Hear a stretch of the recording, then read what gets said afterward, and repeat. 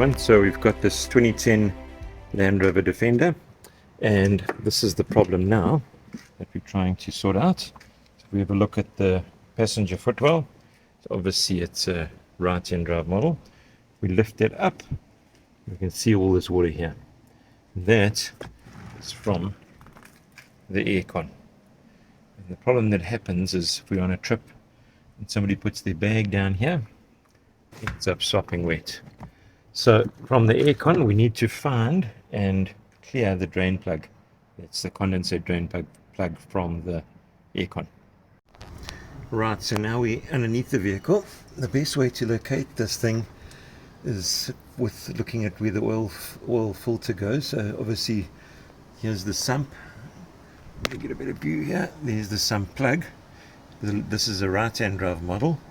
So there is the oil filter inside that housing there. And then if we go, shine a torch up into here. Once you see it, then you've got it. So right up inside there. There, let me get a piece of wire, point to it. I've got a piece of hard wire that I've not sharpened, but rounded off. We go up to there, that's the drain plug there. See it? So we push that wire in there. And see, and if you can see, but the dirt's coming out of there now. So that's the, let me try and clear that up. So there's the drain plug there. It's like a duck ball valve thing.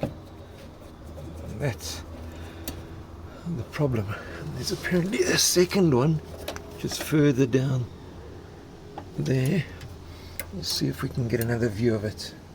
So that's the second one there. I'm going to try and get the wire into it and see if I can get that cleaned out as well. And then problem of the water on the passenger side, well, footwell should be gone.